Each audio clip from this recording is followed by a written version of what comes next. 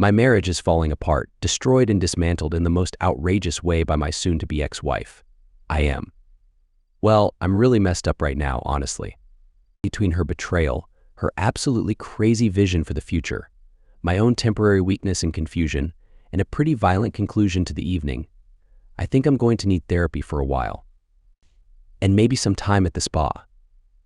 I have no idea how I ended up here, but I know exactly where to go from here. Here's my story. I'm 27, she's 24, and we got married almost 2 years ago. We met at work while she was on a summer internship. She's incredibly adorable and has this vibe that really captivated me. She's small but energetic, very smart, with auburn hair and brown eyes and a very fit, athletic body. We flirted a bit, went to lunch a few times, nothing too serious, but when her internship ended, I was kind of devastated. I felt like I had found something worth pursuing and then it disappeared. But at the same time, there was this age gap between us because she was still in school. We exchanged contact information, but I figured she had moved on with her life. I guess I made an impact too because she reached out. She called me a week after her internship ended, and we started chatting and texting occasionally, then almost every day, then sending pictures and so on. That spark I felt with her was real, and we encouraged it to grow. We started a long-distance relationship that had me traveling half the state away every weekend to be with her. We were great, everything was perfect. I felt like the center of her world, and I made her the center of mine. She is intense and focused, and she has this way of making you feel special. Her focus is powerful, and it feels amazing to be in it. I wasn't completely blind about the situation. She was in college, and she was fit and attractive and beautiful, and I told her I was worried that I was just a fling for her. She assured me she had found her one true love, and she was good at convincing me. I asked her to marry me, and she said yes. We got married this summer after she graduated. We kept it small and intimate, just our closest family and friends. Heather is very practical and logical and not very romantic, so she didn't want to spend a ton of money on a big wedding. That was fine by me.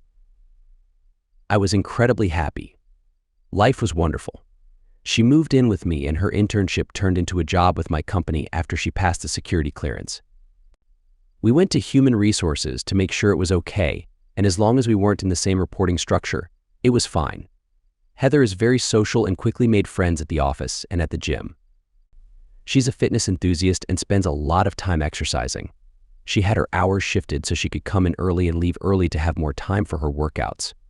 At first, she would share everything with her friends and activities, always quick to show me a funny joke or a meme. She also enjoyed adult content. She'd show me more explicit pictures and suggest we try new things. We usually did. A little over a year into our marriage, things started to change. She started reading about spiritual topics, meditation, and similar things. I caught her being very invested in her phone many times, always watching videos or reading books about spirituality. I was a little concerned. Heather had always been straightforward and logical. She needed solid evidence to make decisions, and touchy-feely practices were not her thing. She had a degree in data science, so this sudden interest in mysticism was out of character for her. When I asked about it, she dismissed it, saying she was just exploring her spirituality. Apparently, there was a yoga group at the gym and they were really into it, so she wanted to expand her mind.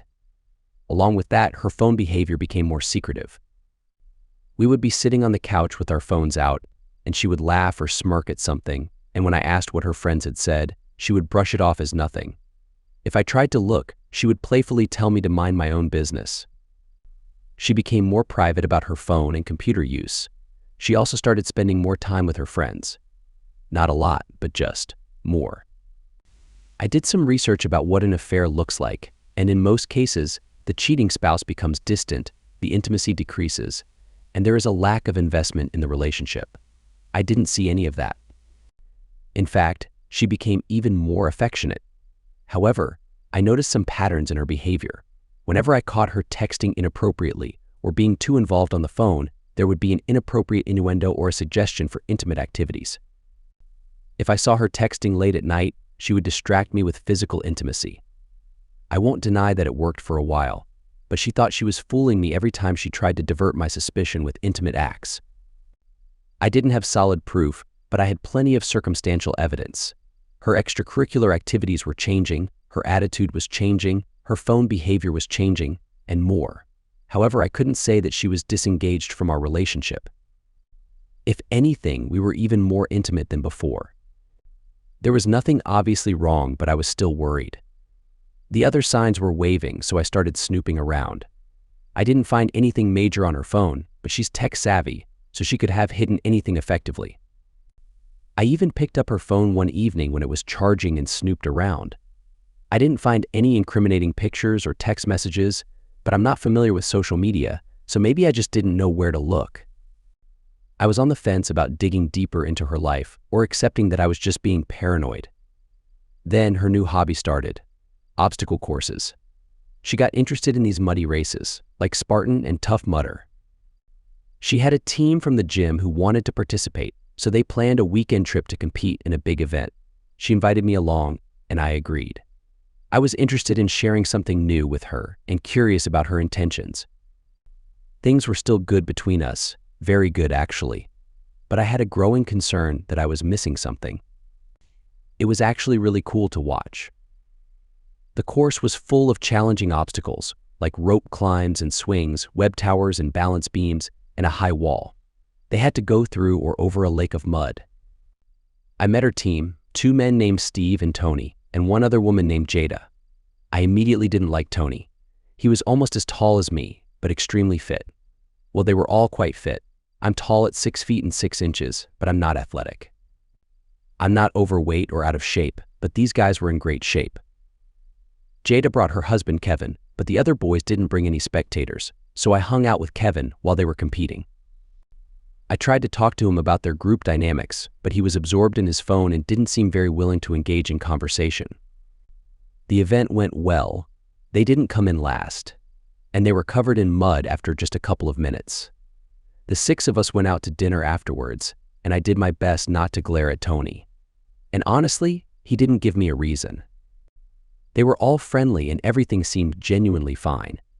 The only odd one out was Kevin because of how distant and uninterested he seemed. But nobody was overly interested in my wife, and she didn't pay any more attention to anyone else. It all seemed completely above board. After dinner and drinks, I gave Heather a nice full-body massage and we made love gently. She was tired and bruised, but still willing. After that, they started going to more events every few weekends. Usually, the courses were a decent drive away, so I didn't go with them. The next event I attended alone, as none of the other team members brought anyone. Again, everything was fine, and I didn't get any weird vibes from them. The only thing that felt strange was me feeling like a 5th wheel. After that, I let Heather have her fun, and I trusted that everything was still fine between us. Nothing else had changed significantly, and our intimate life was still satisfying. So, I let it go. In fact, I felt even better about our relationship after those 2 trips. Steve was a bit bland in terms of personality and didn't seem like a threat in any way, and Tony was. Nice, I guess. If anything, he and Jada might have had a little chemistry. All 4 of them seemed like good friends. I didn't go to any more events, even though they had them almost every other weekend. Heather would come home and tell me stories about the funny moments and the misadventures. She seemed incredibly happy, and of course I was happy for her. Life was good. She was so careful that when she made a mistake, it was obvious. Suddenly, they had a chance to participate in a big race that they really wanted to do, but it was in Colorado and required a plane trip and a few days off for a long weekend. We made enough money that the expense wasn't a problem, but the timing was suspicious. It coincided with the annual physical inventory at our company, which required most of the employees to be present. I would be at the office all weekend, but conveniently, she didn't have to be. It was just too obvious to me. Heather is a planner and doesn't make impulsive decisions. The situation felt out of place and my suspicions heightened. I let her go, not having any real evidence or genuine concerns, but I kept an eye on her just in case. She flew out Thursday night, returning super early on Tuesday on a red-eye. Friday after work, I visited her gym. I asked for an application and lingered, slowly filling it out while scanning for her team members. I even scoured the bulletin board, looking for evidence of this sudden new race. Nothing. But eventually I did see Jada. I waved and got her attention and she came over, smiling nervously. She said hi and stated that she was surprised to see me, that she thought I knew about the big event in Colorado. I asked why she was here, and she said she tweaked her ankle and couldn't go, so they got a stand-in. She was lying, badly, making it up on the fly and stumbling, trying to cover for her friend. I'm not some talented soothsayer, but Jada was a terrible liar. I dug a bit more, and the more she tried to fill in the gaps, the clearer it became that she was full of it. I smiled at her without mirth, dialed up my best serious manner, and asked what was going on. She said she had no idea what I was talking about, but her body language told a very different story. She knew, but she had already chosen a side. I thanked her flatly, obviously not buying her story. I saw fear and guilt in her eyes before I turned and left. I sat in my car and tried not to melt down. So it was true. She was cheating on me. She was half a country away with another person. They'd have 3 days and 4 nights to do. I knew what they'd do. And I couldn't get there and stop it. It had already happened. She'd been there almost a full day already. If there was a line to be crossed and it hadn't been already, then it just happened within the last 24 hours. And I had helped her get there and told her I loved her before I dropped her off at the airport. She said she loved me more, like she always did. I went home and just sat in a chair for a couple of hours, until after dinner time. It would be late afternoon there, 2 hours earlier. I called her. "Hi, honey, how's Colorado high?" "It is amazing." "You literally wouldn't believe it, yeah?" "What wouldn't I believe?" "Oh, all of it. The vibe out here is just, you wouldn't believe it." I already said that. She giggled and went on. "The course looks incredible.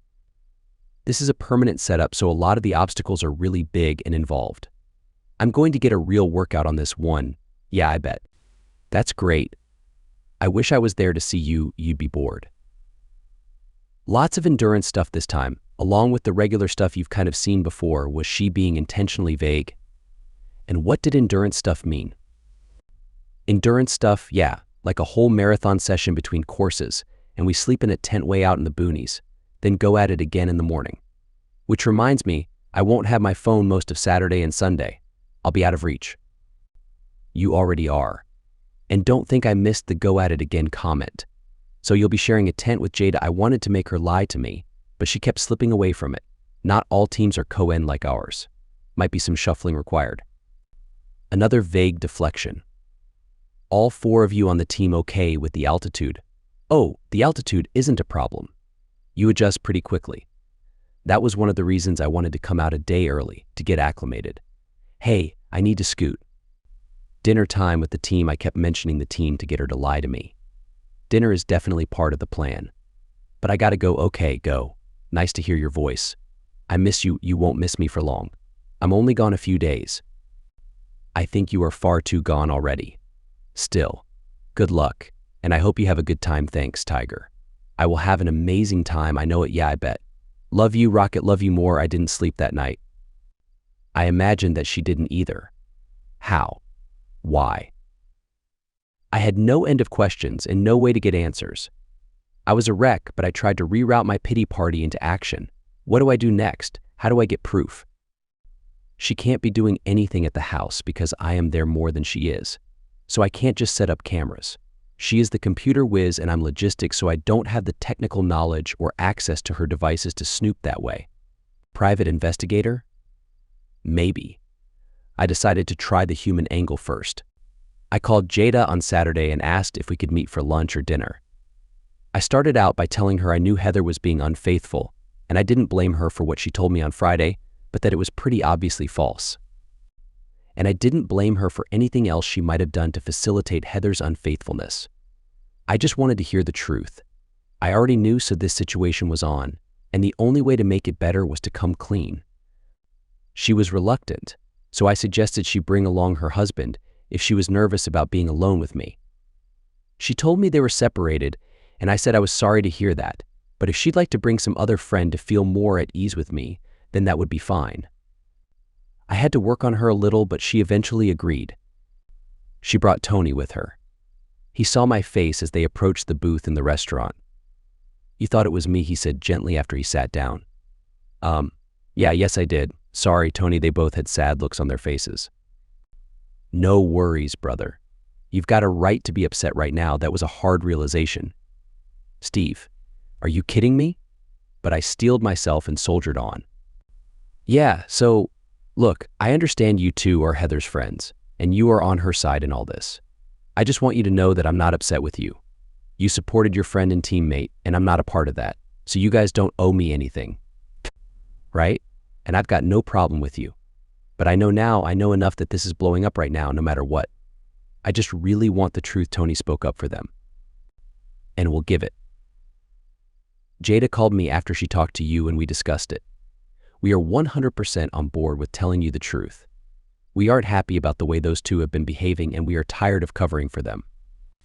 Thank you. I appreciate that. So, Heather and Steve, they nodded. Jada reached out her hand and I took it numbly. Steve. What the heck? He was short, but everybody is short to me. He was almost too short for Heather. He was plenty fit, sure, but he was rat-faced and dull-eyed, seemed like the last one to get the joke or even make one. That guy was dull. How the heck did I lose to that guy? Jada picked up the story from Tony. I'm sorry, Noah, I really am. But she's doing you wrong and I can't stand it anymore. She's been with Steve for months, now we compared dates and sure enough, it started around the time I started to suspect something. It had been almost 6 months at that point. And these obstacle course trips, I assume she stays with him when I don't go. Yeah, me and Kevin split because he thought I was fooling around with Tony. And plenty of other stuff that was already going on. Between us, I mean. But I wasn't messing with Tony at the time. When Heather and Steve take one room, me and Tony are stuck in the other. So I guess we were sleeping together. When we could. Hard to actually sleep with Steve and Heather in the next room making all that noise. She seemed reluctant to go on, having obviously just stabbed me in the guts with her words. This went on for a while, Jada and Tony obviously getting their guilt off their chests and spilling all the information. Jada did most of the talking. She liked Heather and thought of them as besties at first. I was an outsider, so it was easy to not care about me or how she was treating me, but as I got closer to the group it made me more humanized and she started to have misgivings. She hated what Heather was doing to me. She said that after she met me, she really had a hard time going along with Heather and Steve's secret relationship and was dreading when I would finally reach out to her. They dropped some other important details, like their pet names for each other. He called her Princess and she called him Ripper. Lovely. Tony was more open about details, like he knew I would want them. He helpfully told me that Steve was nothing special in the junk drawer, as he had seen him many times in the gym locker room. At least I had that going for me. The fact that they spent a lot of time together was unpleasant information.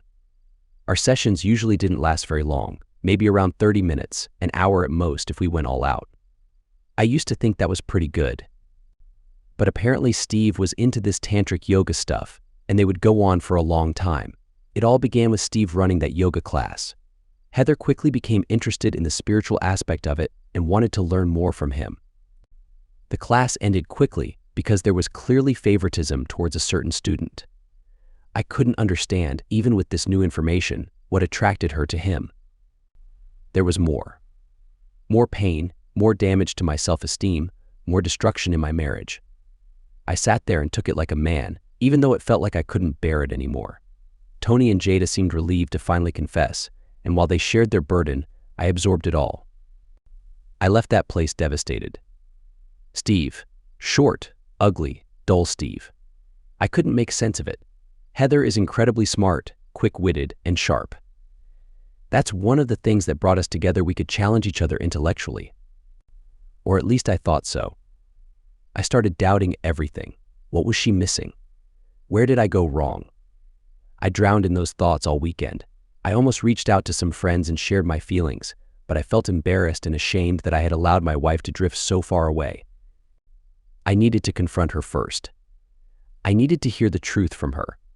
I needed to understand what was happening. Late Sunday, I received a text.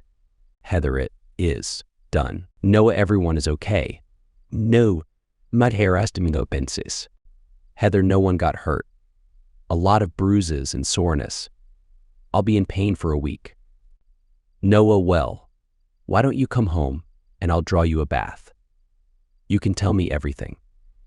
Heather, I have a massage scheduled for tomorrow. If I can bear it.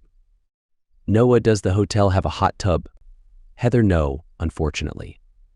Maybe I'll just stay in bed all day tomorrow. Noah, is anyone doing anything interesting tomorrow? Heather, I have no idea.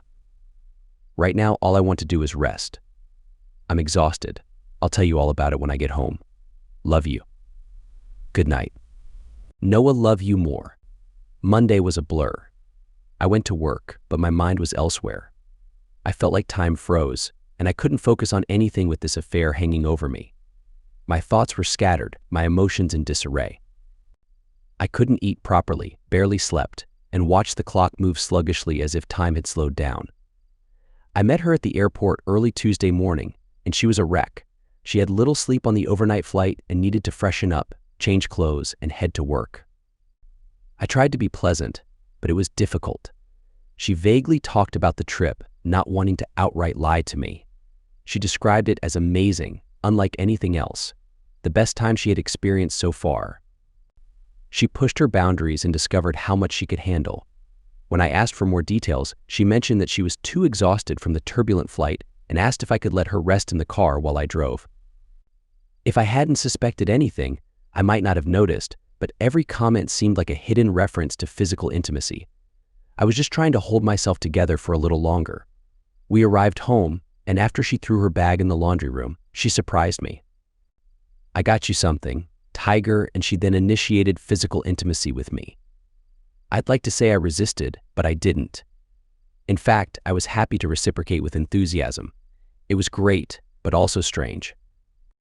It felt like she was trying to overcompensate, like she was trying to make up for her mistakes, and I was equally enthusiastic, trying to exert control. We rarely had such energetic intimacy, and I felt conflicted about it. Afterward, she hugged me sweetly and rushed off for a shower. She left for work shortly after, and I would join her in a couple of hours since our schedules were different. I was in shock, but it was a different kind of shock. I felt like a zombie at work again, and I'm thankful for my good relationship with my boss and team because they had to pick up my slack. What was I going to do that evening? I had to confront her, reveal everything I knew, and I was terrified. And I ran away. I made up an excuse to avoid spending the evening with her. I said we had a minor work emergency and that I needed extra time. It wasn't entirely a lie. I did have a backlog of work due to my recent lack of motivation. But the truth was, I just didn't want to be alone in a room with her yet. Thankfully, she skipped the gym and went to bed early. She texted me around 5 p.m., saying she was done and not to wake her when I got home. That worked. I crept into the house around 9 and slept on the couch, crying myself to sleep. We exchanged a few words the next morning, but it was brief. She mentioned that she would go to the gym after work, which was now Wednesday, and that we would have dinner together afterwards. Okay, fine. I had a feeling it was a lie. I had Steve's address from Jada and planned to confront them there. I went to work, claiming a heavy workload to skip lunch with Heather, then waited until 3 o'clock for her to leave. She briefly visited my office to hug me, and then she was gone. 10 minutes later, I followed. I went to the gym first, just to make sure. She wasn't there, and so here we go. I went to his apartment, and her car was parked outside. I grabbed my phone and called her. No response. I sent her a message. Noah, I know where you are. I know who you are with. I know how long this has been happening. I saw someone inside move the curtain and glance outside. Then she replied, Heather, I know. I'm sorry you found out like this because you don't know the whole story. Go home, Noah. I'll be there soon, and we will talk. I returned home and sat at the kitchen table, grinding my teeth and trying to calm myself down. About an hour later, she arrived. She brought him with her. Noah, you know Steve, aha. The unattractive guy extended his hand, and I simply stared into his eyes. Please, be understanding, she said. Your boy Ripper here, is he injured? He rolled his eyes. No, then I'm being understanding. Hey, calm down, man. Listen to her. Steve was very fit and lean. Not necessarily muscular, but much more in shape than me. I had the advantage in height and weight, but I'm not an athlete. I'll admit, I felt intimidated, but my anger whispered that I could take him. Yeah, she owes me some explanations. Please, Noah, just sit down and hear me out. Please, not for her, but I wanted to hear it. I needed to know. She sat on the sofa and pulled Steve down beside her. I hesitated for a moment, then occupied the chair. Heather took it as a sign to begin. Look, Noah, I know this has been tough for you, and I'm sorry. I had hoped to tell you in a better way, but I couldn't keep up with your sharp mind. You were bound to figure it out before I was ready, and I apologize for that. I'm not angry that you confronted Jada and Tony. I intended to approach this with more grace, but here we are. You have questions, and I owe you answers. You're not angry at me? Well, that's a relief. So how can I trust anything you say? You've been lying to me for 6 months, Heather. Half a year. A quarter of our marriage. But sure, go ahead. It's fascinating that you brought him here. Very classy. Just relax, okay? There's more to this than you know. Let me explain. She took a deep breath, glanced at Steve for support, then back at me, and began. You probably want a timeline. I'll start there so you have the full story. Interrupt me when you need more details. We could stop right now, and you could gather your things and leave my house, you lying, unfaithful person. I'll give you the short version, which is still quite long. She met him at the gym, and they instantly connected. She hadn't intended for anything to happen, wasn't seeking anything, and was happily married. But then this happened. She was drawn to the spiritual way he lived his life. She had questions, and he had plenty of answers. They talked. She learned from him. He became her spiritual mentor, and they formed a deep bond. They quickly realized that there was something more between them. She was cautious at first, but intrigued. Steve felt the same way, and they became infatuated with each other. He respected her marriage, and at first, they didn't go beyond grabbing a drink after the gym. However, the more they talked, the more they felt like they were connecting in ways they hadn't experienced before. They fell in love, and she emphasized that they fell into it unintentionally. Love struck them like lightning, without any effort on their part. It was as if the universe had intended for them to find each other. She wanted to point out that even though she loved Steve, she wasn't falling out of love with me. She cherished every moment we spent together, and her connection with him didn't diminish her feelings for me. She used the analogy of water and air, explaining that she needed both of us in her life equally, or she wouldn't feel complete. She felt guilty about not being completely honest with me, but she tried to minimize the lies as much as possible. When she said she was going to the gym, she did go, but then she would also go to Steve's place. In her mind, these little technicalities made it easier to handle. When they first started their relationship, around 4 months ago, she described it as a truly special experience. It was different from anything she had ever encountered before. Their connection was so strong and intimate, like a form of tantric bliss she never knew existed. They would spend hours together, as if they were connecting with the universe. It was painful for me to hear, but I needed to know the details to fully understand and process the situation. She made a point of assuring me that I was physically bigger than him, knowing that some men obsess over those details. Despite that, it didn't stop her from being intimate with him. It felt bittersweet to hear that I had the advantage physically, but it didn't change the fact that she was with someone else. She explained how she navigated her relationship with me, always finding ways to distract me instead of outright lying. There was one event they attended together that she named Dirt Pounder, although the real Dirt Pounder was the time they spent together in a hotel room. I couldn't believe the term she came up with, and I interrupted her on that point. Hold on. Dirt Pounder is what you called their intimate encounter, she nodded confidently, while Steve blushed and averted his gaze in shame. So, Steve was engaging in that kind of intimate activity with you for hours on end, and you think that because you didn't technically lie to me, I'm supposed to be okay with that?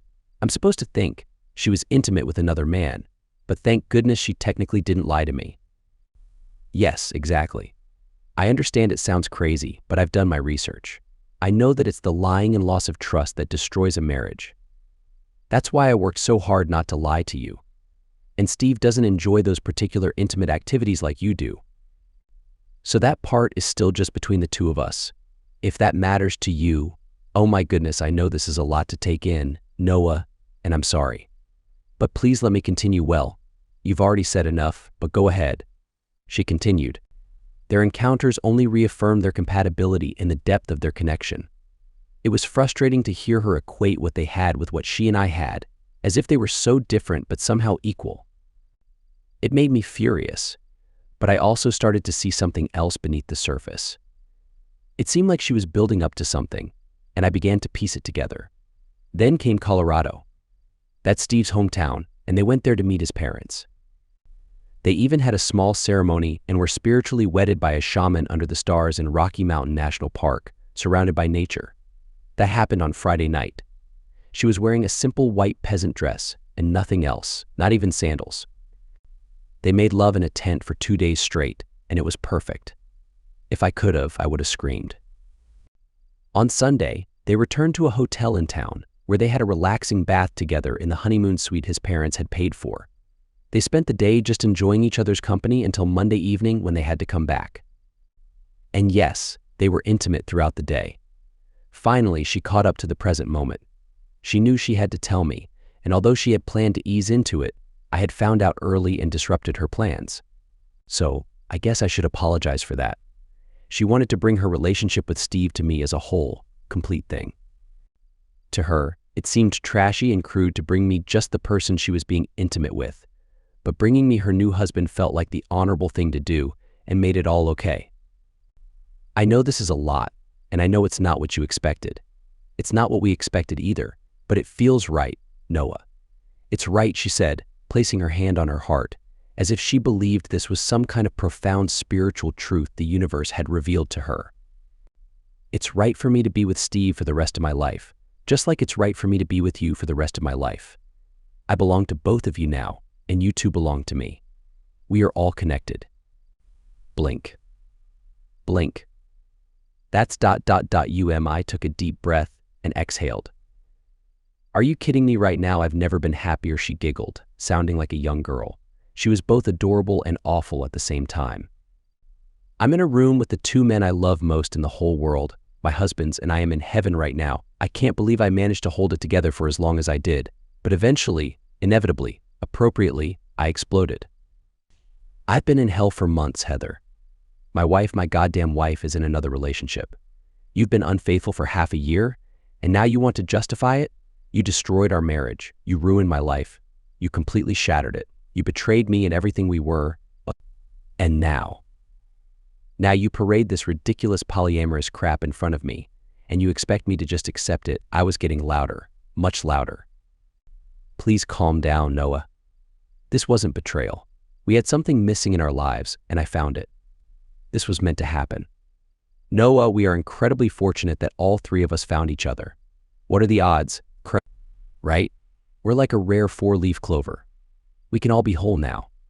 And I do ask for your forgiveness, because I misled you and lied to you a few times.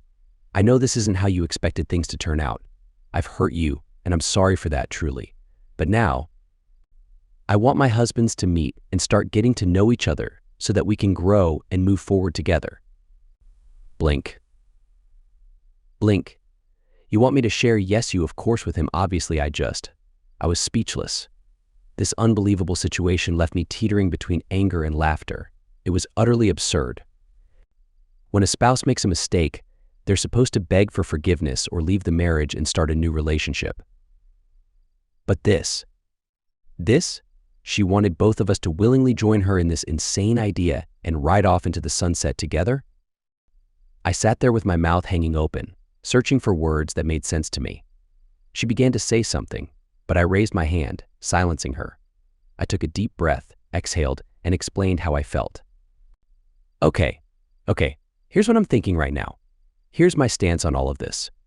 I'm willing to share you with him. Her face lit up, displaying a huge, beautiful smile. But I continued, but only certain parts of you. What do you mean I'll be all right with sharing your companionship, your friendship, and your emotional support with him? The rest. I have no use for Steve. Didn't appreciate that comment. Hey, that's the woman I love. That's my wife, you ugly person. I was ready to explode with anger, I swear. I jumped up from my chair, preparing to lunge at him, but Heather got in the way and pushed her hand against my chest. I was willing to fight him, but I didn't want to hurt her. Not like that, at least. She yelled at both of us to stop, and he reluctantly backed down. Show some respect, he yelled. To the man sleeping with my wife? Never. So, as you said, Heather, you love him, so get out and be with him. I rubbed my hands together, washing my hands of her. Then I got up, headed to the bedroom, and gathered my wallet, keys, and jacket. I walked towards the door. By the time I come back, both of you better be gone. Pack your things and leave. I slammed the apartment door shut while Heather shouted something I didn't catch. I went to a local restaurant that had a bar. There weren't any proper bars nearby since we were in the suburbs. I bought myself one beer and stared at it. What just happened? What in the world? I had no idea where to start processing this. We three are one? It was absolutely ludicrous. Had she suffered some brain damage or was she on drugs? Wait, was she actually on drugs? Could that explain her behavior? But 6 months, man. That wasn't a momentary lapse of judgment or a fling. The whole Colorado thing was completely premeditated. They even had a freaking wedding. My wife, who is already married, got married again to this unattractive guy in the middle of the wilderness. I was utterly lost, just hopeless. I felt like I had been through a traumatic experience. After some time, my emotions became numb and my rational problem-solving side took over. Got a problem? Figure it out and find a solution. Eat the elephant one bite at a time. What's my next step? First, get her out. That was clear. She had to leave. Whether it was drugs, insanity, or something else, we were done. Then, find a lawyer. We didn't have many shared possessions, but there were still legal matters that needed to be addressed. I wasn't familiar with the divorce process, so I would have to reach out and ask for advice. And then, end it all with a bottle of Maker's Mark. That was as far as I got, and it seemed like a decent plan. One step at a time. I returned home around midnight. Her car wasn't in the parking lot, so I let myself into the apartment. She was still there, sitting at one end of the couch, and her new boyfriend wasn't in sight. "You don't belong here," I said to her. "Yes, I do, and you know it. You still love me, yes, you're right, I still do. But I hate you just the same. Get out." "No, you're hurt. I understand that, but you need to listen to me. I belong to you, and I also belong to him. I didn't ask for this, but it is what it is. We are married, and that's 100% true. And I'm just as committed to Steve. If I had met him first and then you, I'd introduce you to him just like what happened earlier." My head was spinning again. She was still talking nonsense. She could want whatever she wanted, but she made promises to me, she made vows to me, she devoted her life to me. I'm vaguely familiar with the idea of polyamory, but I'm a lot more familiar with the concept of unfaithfulness. Stop talking, just stop. You don't live here anymore. You know what? This has been pure agony for me, pure absolute agony. And you've been talking about how this situation is magical and perfect, and you're claiming everything is still somehow fine for me, right? Well, that's not true. I'm in a terrible place. If you want to talk to me, if you want me to understand your point of view and accept your crazy plan, show me some kindness first. Show me love.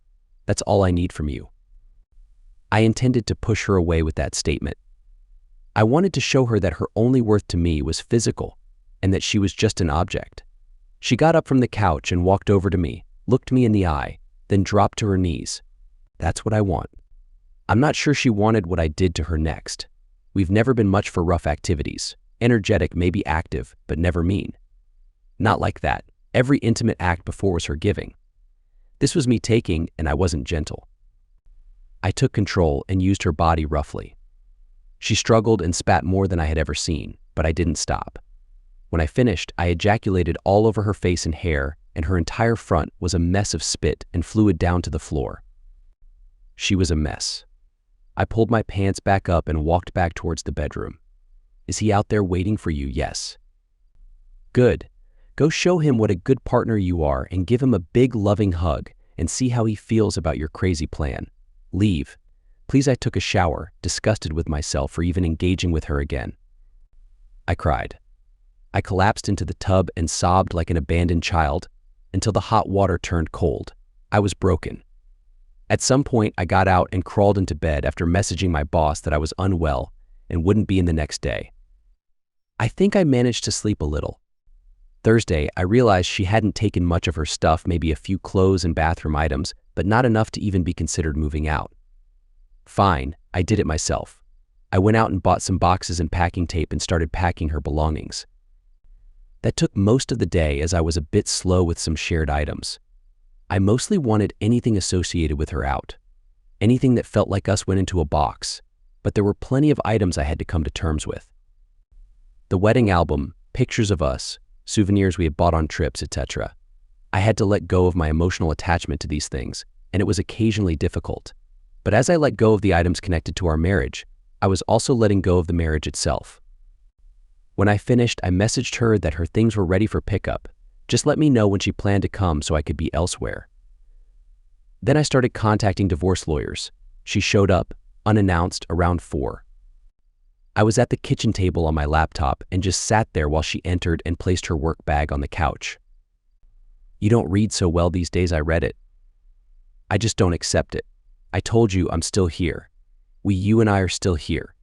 I'm not moving out, and I don't appreciate you making this big mess I have to clean up." I raised my hands and gestured for her to stop. "Be quiet. I told you last night, if you want to talk to me, you earn it first. I earned it last night. That was last night. If you have something to say to me, earn it." She grumbled at me a bit, set her mouth to an annoyed angle, and then spoke. "Fine," she dropped to her knees. "No. Start making moves seriously. I told you what I'd accept. If you're not okay with that, wife, then leave. I live here. These boxes of your belongings say otherwise. I'm here looking up divorce lawyers, Heather. I don't know what fantasy world you are living in, but you are being intimate with another man. And you still love me. Here, I'll prove it. Come over here and be intimate with me," she said in a passionate, husky voice. Damn that woman, and damn the fact that I was already feeling for her. See, I didn't make love to her. Okay, I think I've earned a civil conversation. Did you understand civil in that, Noah? There's no need for this anger. You still have everything you had before. Didn't I just prove that you proved that your actions still bring me pleasure? And I know I still make you happy. I never stopped providing you with everything you desired in our marriage. I'm still providing you with everything. I live here with you, with my husband. And I also live with Steve. I'll be here sometimes and there sometimes. If you need me, I'm here for you. I'm hoping we can find a bigger place for all 3 of us to live together, and you just assume that I'm willing to go along with this. I do. How is this an inconvenience for you? How do you lose in this situation? You want to be intimate. I'm available.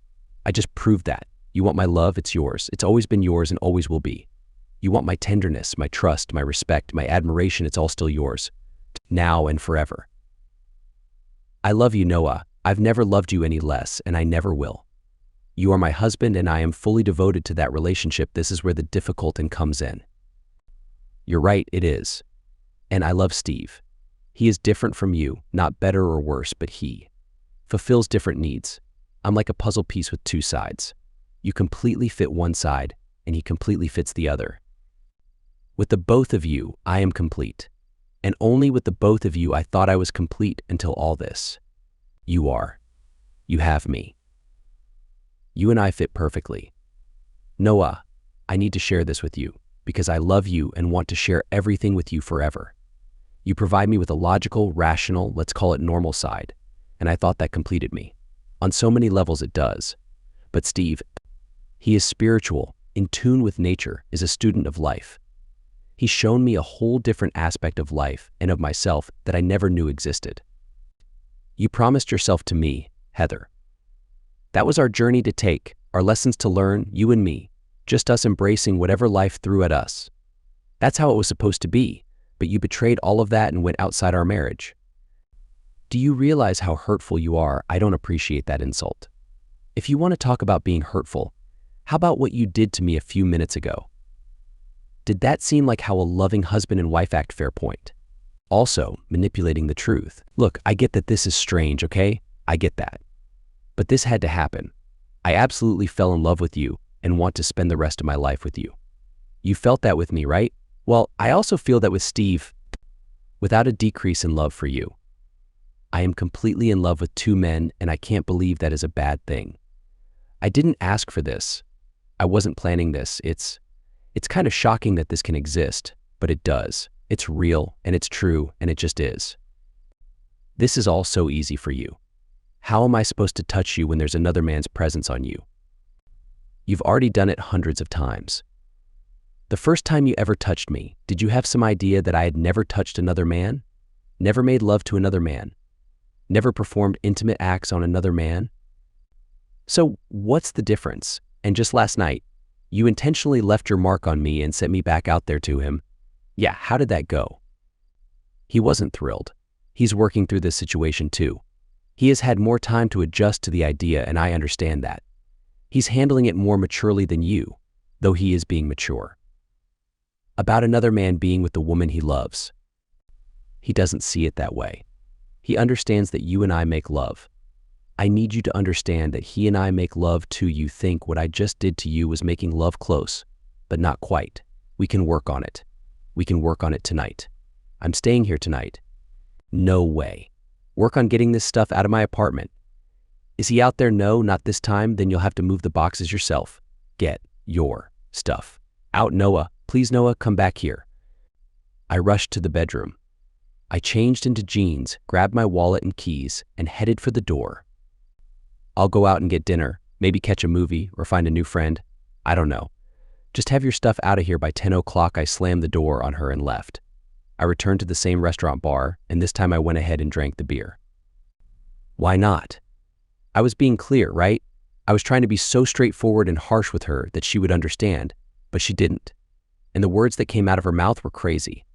Like I was just supposed to accept this new situation without any objections? In touch with his energy? She's out of her mind. I had dinner and had a couple of beers, then spent some time playing with my phone. When I returned, I noticed her car was there, as well as his. I had figured out his vehicle, a big pickup truck with some of the boxes I had packed inside. But not all of them. This is just great. Did you get it out of your system? She asked as I walked back into the apartment.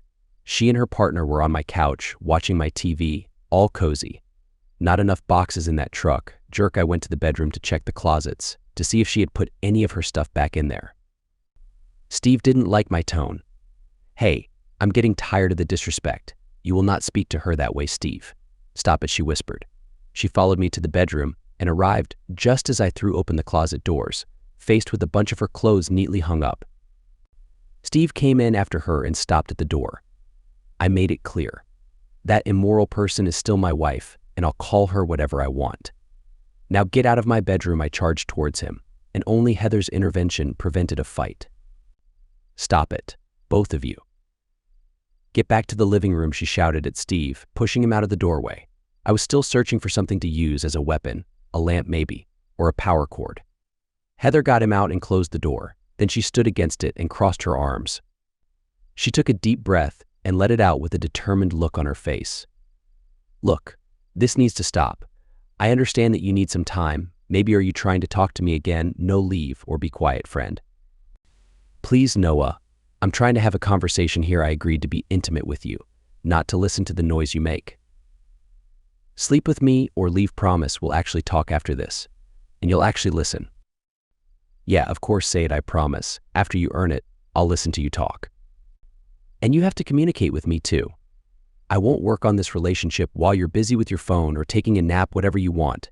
Princess, that earned me another frown from her. Let's just get this over with, she said. Steve peeked in when things were getting more passionate and Heather was saying explicit words. I was being rough with her, just to bother him.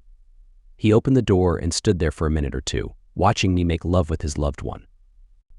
I made eye contact with him while being intimate with Heather. He left when I reached for a handful of her hair and pulled her sweaty face out of the sheets so he could witness his wife being intimate with someone else. I suppose that was his limit. I went into the bathroom and quickly showered to clean off her scent. I threw on a bathrobe and went back to talk to my guest. You're pushing me too far, man. Bring it on, Skipper. Maybe don't let your little princess do that again. Oh wait, considering how I handed her back to you yesterday, I guess this is again. He was furious. Heather had her hand on his leg and seemed to be pushing him down. He was trying to intimidate me with his gaze. Enough. Noah, you made me a promise. Yeah, I think I did. Although I think I promised to listen to you, not him. If your pet starts making a fuss, then you might have to pay me extra. You paid good money for this time. What's on your mind? You good with this? Sparky, I kept antagonizing him. I love her enough to give her what she wants, he said through clenched teeth. Wow. Honey, your love life is something magical. I deserve your respect. Noah, you haven't exactly earned much respect lately. You know I am entitled to your respect, Noah. Oh, feisty. Well, fine. You know what? For some reason, I'm actually curious about this. You wore me down, okay? You bombarded me with enough crazy arguments that some of them actually got to me. Explain to me how all of this works. What's the end goal there on Fantasy Island where you and Tattoo want to live? Explain your vision to me. Finally. Listen, Noah, this can all work out perfectly for all of us. I know you see this as a betrayal, as a loss of something you value deeply, but have you ever been unsatisfied with me? Have I ever not given you everything you desired in terms of intimacy? Faithfulness, maybe. Loyalty? Honesty? She brushed those aside and continued. When you want me, I'm there. I've always taken care of you every time. So if you are happy, what does it matter what I do with my time, with my body? I've always given you everything you asked for. Even during these last few days, you've always had what you wanted, and you still will. But if I want to be intimate with you while you're spending time with your new partner, until we live together, there may be times when I can't be with either of you as soon as you'd like. But I'll be there. Once we have our own place, the three of us, then I can be there for both of you all the time I see. So do you actually envision both of us being intimate with you at the same time? No. I envision all three of us making love at the same time. Are you okay with that, Sparky? Are you ready to clean up after me? Did you touch her after I touched her last night? I continued pushing his buttons. I love her enough to give her what she wants, he said through gritted teeth. Wow. Honey, your love life is something magical. Respect. It's not my body. Steve loves me, just like you do. The assumptions you make are just unbelievable. You know that. I'm not assuming. I know. Now, I need you to agree to some conditions. Conditions. I hate myself for this, but I'm just so darn curious. Okay, go on. 1, I live here. Blink. 2, you will show Steve and I respect. He is in my life just as much as you are. Blink. 3rd, we will all move forward together with our lives. It's not just Noah and Heather, it's Noah, Heather, and Steve. Hey, I have a question. Does he get a ring? Did he give you another ring? So you've got 2. I didn't notice. Did you 2 do the whole ring thing out in the cow pasture? Do Steve and I exchange rings and get our own special ceremony like yours? How does that all work? And Skipper, do your parents know you are destroying another man's marriage by being involved with his wife, Noah? I love how funny you are, but right now you are using humor as a sword and a shield. I need you to drop it and be here with me. With us. We aren't attacking you, and you don't need to attack us. I'm really not feeling that last one. This all still feels very much like a sustained, premeditated, 6-month-long attack. It's not. You are the one attacking, Noah. Please stop. If you love me, and I know you do, you'll stop. This tense conversation continued for a while longer, and it left me feeling disappointed, disgusted, more like it. Disgusted with myself that I let her talk at all. She went on and on about her vision of our future, how this would all work out in the end to be the perfect love story. Throughout her fountain of fantasy, my stomach churned with turmoil. I felt sick, horrified, ashamed, enraged, a flurry of unruly emotions flowing through me. But as she continued, and as I truly absorbed her repeated delusions, it started to sink in. Shame transformed into anger. Horror was replaced with hate. Fear of the consequences of my next move disappeared in the face of the fierce retribution I required. Sickness subsided, giving way to a firm, unwavering determination. Sacrifices needed to be made. Stop. Fine. I've been expressing the same thing in different ways enough. The fighting must end. Noah, it just did. Listen, I want to apologize to you, Heather. God, her expression when I said that. Her eyes widened and filled with tears, and her face. She almost overwhelmed me with emotion. That was the same face she made when I asked her to marry me. But anger, hate, and disgust fueled my words. This has all been overwhelming, and it has thrown me off balance. I haven't been thinking clearly. I see that now, and that has caused me to be inconsistent. I apologize for that. Oh, Noah. You understand now, don't you? I do. So from now on, we will have no more misunderstandings, no more weakness, no more indecision. I have a clear vision of my future now, And although it may not align exactly with your vision, well, let me describe it to you. I paused, taking a deep breath for dramatic effect. Get out of my house. You idiots. I swung the front door open and proceeded to throw one of the boxes onto the pathway. It tumbled down the steps and hit the ground with a thud. Noah, feel free to help, I said as I reached for another box. Unfortunately, this one contained mostly clothes and made no loud crashing sound when it landed next to the first one. Maybe the next one would sound better. Dude, stop it, Steve attempted to intervene. Thank goodness. He grabbed the box and tried to wrestle it from my hands. Although he was stronger, I used my size and weight advantage. I sidestepped to the right, trapping him with his back against the doorway, and gave him a hard shove. He stumbled a couple of feet past the doorframe. It was enough. I dropped the box and he took its weight, causing him to lose balance while I slammed the door shut in his face. I quickly locked it with the deadbolt. He started kicking the door forcefully while I frantically pulled out my cell phone. Noah, what the heck? Please be quiet, 911 answered promptly. Hi, there's a guy trying to break into my apartment. Yeah, that sound is him kicking my door. I need the police to come here immediately. I muted the call and spoke assertively to the room. Leave, Heather. Then I slapped my own arm. The loud slap rang out, and I knew Steve heard it because he intensified his efforts.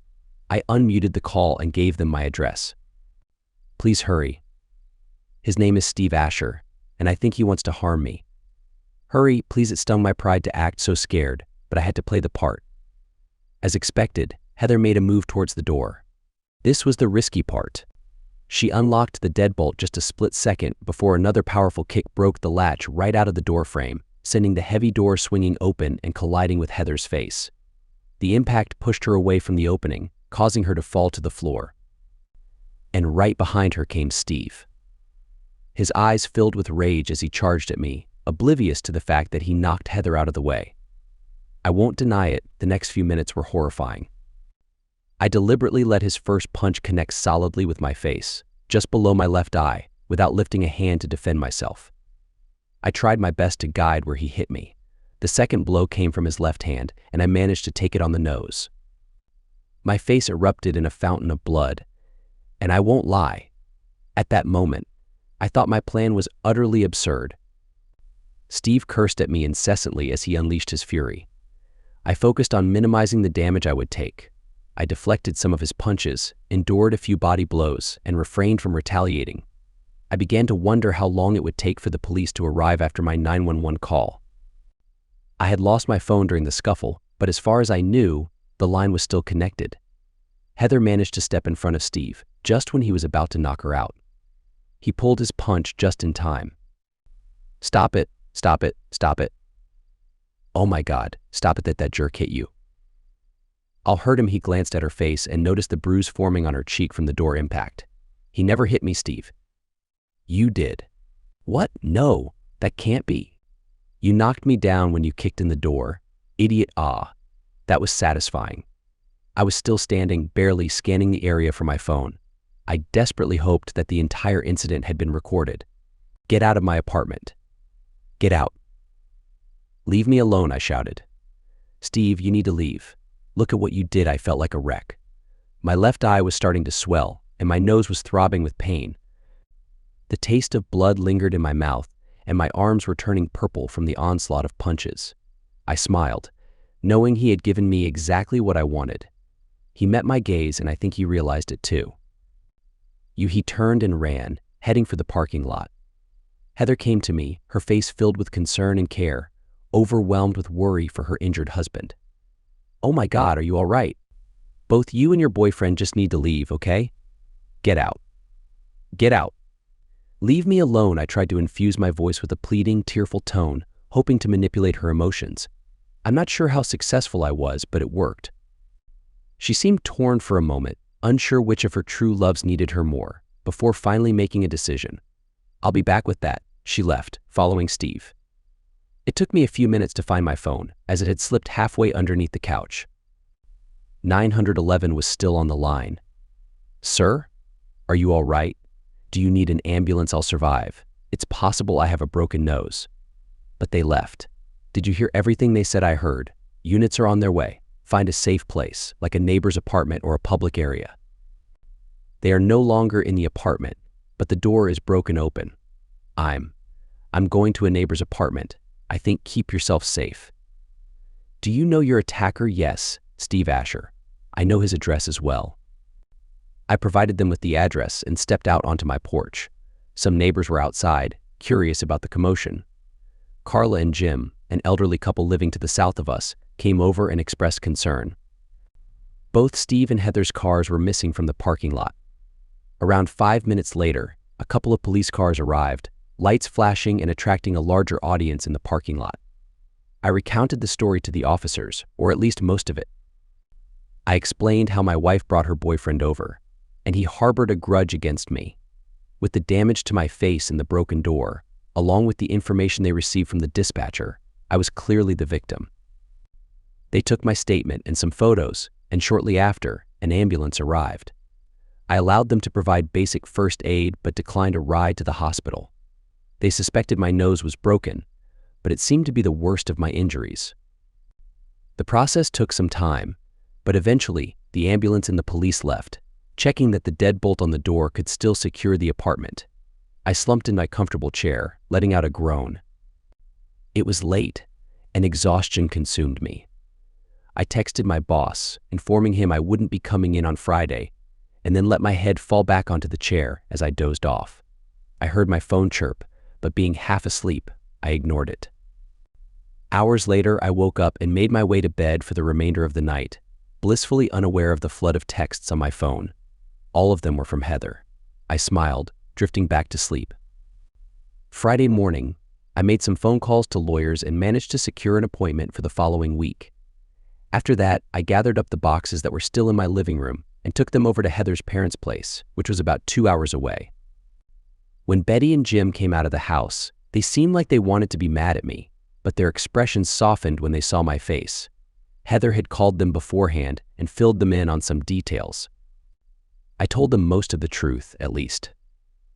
Jim couldn't face me after I explained about Steve and the wedding in Colorado, and tears welled up in Betty's eyes as she covered her mouth with her hand. I thanked them for being kind to me, but I knew that we probably wouldn't see each other again, as I intended to divorce their daughter. Next, I went to an urgent care clinic because I was in a lot of pain. They did what they could for me and referred me to a cosmetic surgeon who would hopefully be able to prevent me from looking like a horrifying bridge troll, much like the rude person who hit me. Throughout the day, Heather had been calling and texting me, but I chose to ignore it all. I didn't want to go home because I felt vulnerable there, so I decided to call a friend from work who had recently purchased a big house to renovate. I asked if I could stay in one of the spare rooms if I helped him with some manual labor. He gladly agreed, so I swung by my apartment to pack a few bags. To my surprise, Heather was there when I arrived. She looked exhausted, wearing the same clothes as the previous night. I even noticed some of my blood on her blouse. There was a bruise on her face as well. I hoped that she had been with Steve when the police showed up and had to explain how she got hurt. She was lying on the couch as I entered the apartment and sat up when she saw me. Tears stained her face, her puffy eyes showing signs of her crying, and she seemed completely devastated.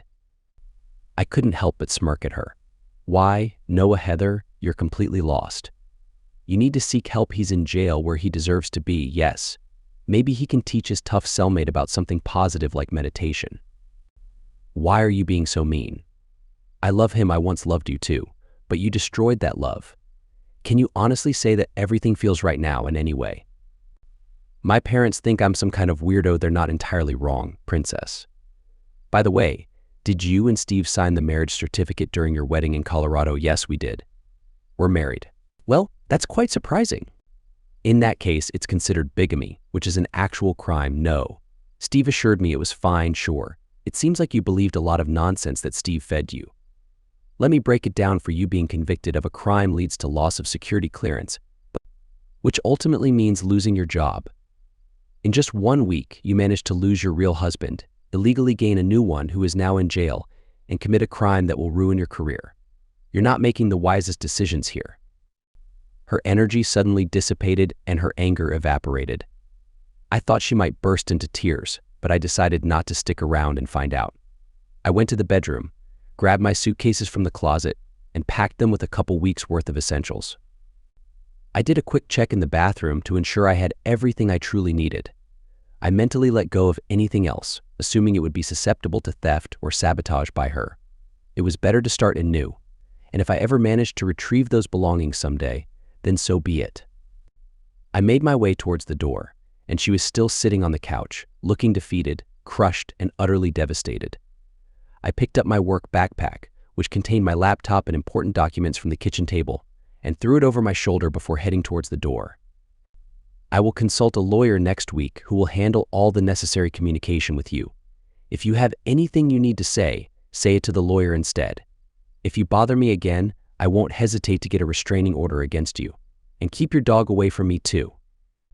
You can't divorce me, Noah. I love you. Her voice was barely a whisper, filled with sadness. You know what? Forget you. Heather and I walked out. I returned to my friend's place, unloaded my car, grabbed a beer, and set up my laptop. While slowly drinking, I wrote down everything that had happened. I'm not entirely sure what the future holds, but I am absolutely done with that chaotic mess. It may take some time and cost a lot of money, but I refuse to waste another moment listening to that insane, unfaithful person. I am fully determined to get a divorce, just as I should have the instant I discovered her infidelity. I admit that I stumbled and struggled, feeling confused and weak for a moment. However, I vow that it won't happen again.